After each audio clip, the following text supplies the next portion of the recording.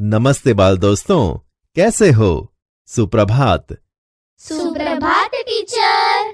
बहुत अच्छे। बाल दोस्तों, किसी भी विषय के संबंध में तर्कपूर्ण सोचना या चिंतन करना, मनन करते हुए अपनी बात को प्रकट करना तार्किक चिंतन कहलाता है। बाल दोस्तों, तार्किक चिंतन वैज्ञानिक अभिगम पर आधारित व्यक्ति की सोच विचार करने की मानसिक प्रक्रिया है। जैसे कि बाजार के सर्कल के रास्ते पर एक बाइक का अकस्मात हुआ, तब सारे लोग अकस्मात की जगह इकट्ठे हुए और अकस्मात देखकर अपने अपने अंदाज के मुताबिक सोचकर कहने लगे कि बाइक चलाने वाले को ध्यान रखना चाहिए था। तब दूसरा व्यक्ति बोला कि इतनी बड़ी टेम्पो ट्रक बाजार के रास्ते पर खड़ी रखेंगे तो अकस्मात होगा ही ना। फिर तीसरा व्यक्ति अपना विचार और अनुमान लगाकर बोला कि बाइक चलाने वाला युवान बड़ी तेजी से जा रहा होगा, इसीलिए अकस्मात हुआ। उसके बाद चौथे व्यक्ति ने चिंतन करते हुए कहा, ये तो अच्छा हुआ कि उसने हेलमेट पहना हुआ था, वरना उसका सर फट जाता। देखा बाल दोस्तों, इस तरह हर एक आदमी की सोचने समझने की तर्क शक्ति अलग होती है और सभी अपने विचार अलग अलग प्रकट करते हैं। तो चलो आज हम ऐसा ही एक इकाई अंदाज अपना अपना देखते हैं। दिमागी दौड़। भावेश भाई वकील हैं। वह अपनी पत्नी लीना और पुत्र व्रज के साथ सूरत में रहते हैं। छोटा परिवार सुख का आधार होता है। उनका जीवन भी खुशहाल था। एक बार दीपावली की छुट्टियों में वे तीनों अंबाजी गए। 4 दिन बाद वापस आकर देखा तो चौंक गए। उन्होंने देखा कि घर के बाहर जो बगीचा है, उसके पेड़ पौधों के कई फूल पत्ते झड़ गए हैं। घर के अंदर जाकर देखा तो पूरा कमरा धूल से खराब हो गया था। दीवार पर की लीना और व्रज की तस्वीरें भी नीचे गिर गई थीं और टूट गई थीं। बाल दोस्तों, ऐसा क्यों हुआ होगा, वे समझ नहीं पाए। आप बड़े अक्लमंद हैं, आप ही उन्हें बताइए। चलो मोना, तुम बताओ कि भावेश भाई के घर पर क्या हुआ होगा। टीचर, इनके घर के बाहर जोर की आंधी आई होगी। चलो सुनील, अब तुम बताओ। वेंटिलेशन से हवा के साथ धूल भी भावेश भाई के घर में आई होगी। बहुत अच्छे। चलो अब सीमा तुम बताओ। टीचर, भावेश भाई के घर के पास भूकंप का हल्का झटका आया होगा। चलो कुंज, तुम बताओ। भावेश भाई के घर की हालत देखकर तुम्हें क्या लगता है? टीचर, भावेश भाई के घर की खिड़की खुली रह गई होगी। बहुत अच्छे। चलो अब राहुल तुम बताओ। भावेश भाई के घर पे चोर आया होगा और जल्दबाजी में कुछ चुराकर चला गया होगा। अच्छा, चलो सेजल तुम बताओ। टीचर, चूहों ने अंदर घुसकर शरारत की होगी। बहुत अच्छे। बाल दोस्तों, देखा आप सबने अपने अपने तर्क विचार कैसे बताए। इससे पता चलता है कि सबके अपने अपने तर्क शक्ति और मनन के विचार अलग अलग हैं। चलो एक दूसरा प्रसंग देखते हैं। परेश भाई किसान हैं। उनकी पत्नी हिरल बहन नर्स हैं।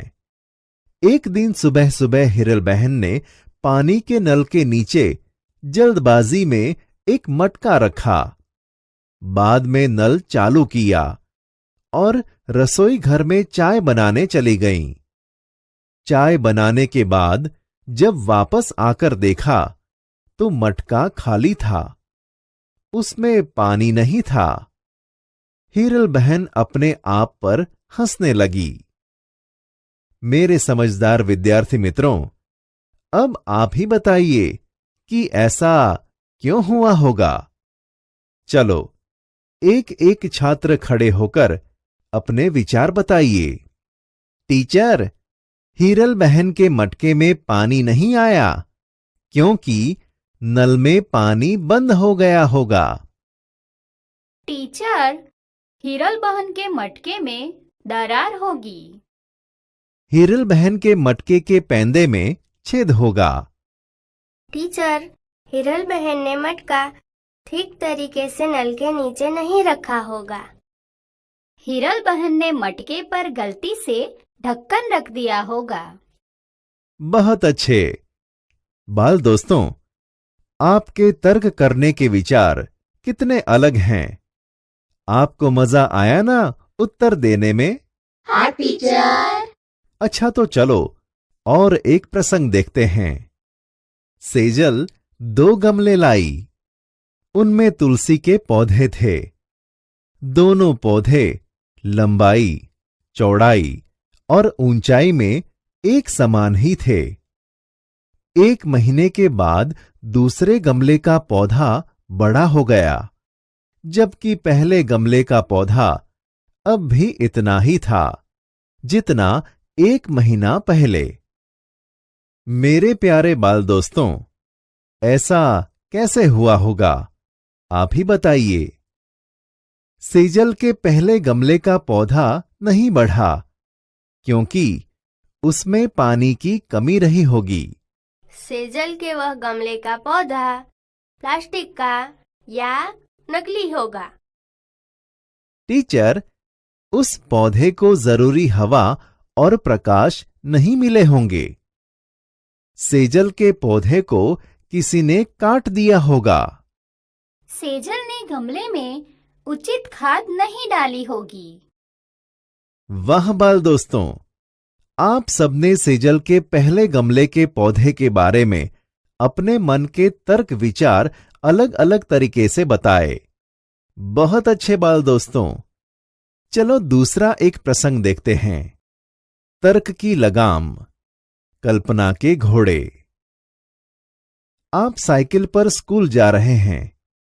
रास्ते में देखा तो एक आदमी हाथ हिलाकर आपको रुकने का इशारा कर रहा था। आप रुके। उसने कहा कि बगल वाले गांव में मेरा जाना जरूरी है। आपने उस आदमी को साइकिल पर बिठाया और पास वाले गांव तक पहुंचाया। वहां जाकर आपको पता चला कि वहां एक जादूगर का कार्यक्रम होने वाला है और वह आदमी उसका सहायक है। उस आदमी ने आपको जादू के खेल देखने का अनुरोध किया, पर पाठशाला पहुंचने में देरी हो जाएगी, यह सोचकर आपने मना कर दिया। उस आदमी ने सारी बात जादूगर को बताई। जादूगर ने खुश होकर आपको एक करामाती चश्मे दिए और कहा कि इसे पहनने से तुम सबको देख पाओगे और कुछ भी कर पाओगे। तुम्हें कोई देख नहीं पाएगा। इसका असर 1 हफ्ते तक रहेगा। आप चश्मा लेकर वापस अपने गांव की पाठशाला में आए। वहां से घर गए। दूसरे रोज नहा धोकर आईने के सामने आपने चश्मे पहने। आईने में देखा तो सचमुच आप गायब हो चुके थे। बाल दोस्तों, बताओ, अगर आपको ऐसे करामती चश्मे मिल गए हों तो आप कहां-कहां जाएंगे और क्या-क्या करेंगे? टीचर, अगर मुझे ऐसे करामती चश्मे मिल गए हों तो मैं उसे पहनकर हलवाई की दुकान में जाकर अपनी मनचाही मिठाई खाऊंगा। बहुत अच्छे। चलो सागर, तुम बताओ। मैं मुफ्त में फिल्म या नाटक देख आऊंगा। अच्छा, सीमा, तुम बताओ, करामती चश्मे तुम्हें मिले तो तुम क्या करोगी? मैं करामती चश्मे पहनकर फुलवारी से फूल तोड़ लाऊंगी। सही बात। चलो राहुल, तुम बताओ, तुम क्या करोगे? टीचर, करामती चश्मे पहनकर मैं पेड़ पर बैठकर फल तोड़ तोड़ कर खाऊंगा। बहुत अच्छे। चलो कुंज, अब तुम बताओ। करामती चश्मे पहनकर मैं पड़ोसी के घर की चीजें इधर से उधर रखकर उन्हें डराऊंगा। बहुत अच्छे बाल दोस्तों, आपके विचार कितने अलग और मस्ती वाले हैं। चलो एक दूसरा प्रसंग देखते हैं। पूरे दिन की पढ़ाई और खेलकूद के बाद रात को आपकी आंख लग गई। नींद में आपने एक सपना देखा। आप घूमते घूमते बहुत दूर निकल गए। आप नदी पहाड़ों के अद्भुत सौंदर्य में लीन हो गए। आपको पता भी न चला और आप चलते चलते जंगल में पहुंच गए। यकायक आपके सामने एक शेर आ गया। शेर को देखकर आपको होश आया। आप घबरा गए, मारे डर के आंखें बंद कर दीं। आपने ईश्वर को याद किया और कहा, काश मेरे पास पंछी की तरह पंख होते तो। तभी चमत्कार हुआ और आपके हाथ की जगह पंख उग आए। आप उड़कर वापस घर आए। आप बड़े खुश थे। जान भी बची और पंख भी मिल गए। सपना टूटा। आपने नींद से आंखें खोली। आपने पाया कि आपको हकीकत में हाथों की जगह पंख मिल गए हैं। तो मेरे बाल परिंदों, आप बताइए कि आप कहां कहां जाएंगे और क्या क्या देखेंगे?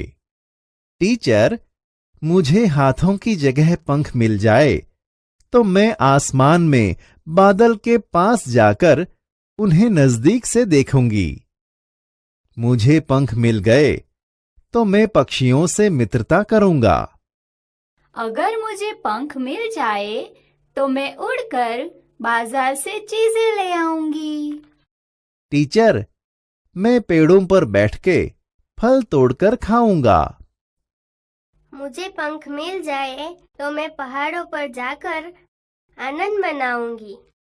अगर मुझे पंख मिल जाए तो मैं दूर रहने वाले अपने मित्रों के घर जल्दी पहुंच जाऊंगी। बहुत अच्छे बाल दोस्तों, आपके विचार बहुत दमदार हैं। आपको मजा आया ना? हाँ टीचर। अच्छा, तो चलो और एक प्रसंग देखते हैं। इस बार आपकी मजेदार और अनोखी कसौटी होने वाली है। एक बड़ा जहाज आपको निर्जन द्वीप पर ले जाने वाला है। यहां केवल मिट्टी, कंकड़ पत्थर, पहाड़ और समुद्री पानी ही है। मेरे बुद्धिमान दोस्तों, वहां एक हफ्ते तक सुख चैन से रहने के लिए आप अपने साथ क्या क्या ले जाएंगे, उसकी सूची बताइए। एक एक छात्र खड़े होकर अपने विचार के मुताबिक सूची बताइए। चलो राहुल, तुम बताओ, द्वीप पर सुख चैन से रहने के लिए तुम अपने साथ क्या ले जाना चाहोगे? द्वीप पर सुख चैन से रहने के लिए हम अपने साथ काफी कपड़े ले जाएंगे। खाने के लिए बिस्किट, पॉपकॉर्न, सेव आदि सूखे खाद्य पदार्थ ले जाएंगे। टीचर, हम बादाम, काजू, अंजीर, फल आदि मेवा ले जाएंगे। एक स्टोव भी ले जाएंगे। उस पर खाना बनाने के लिए हम कुकर, आटा, दाल, चावल, मसाले आदि ले जाएंगे। एक हफ्ते तक चले उतना पीने का पानी भी ले जाएंगे।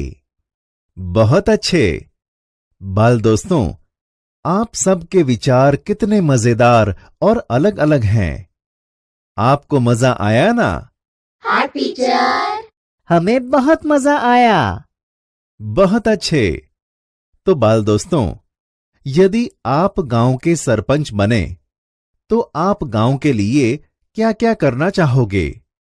उसके विषय पर अपने साथियों से चर्चा करना और सबके विचार जानना। धन्यवाद।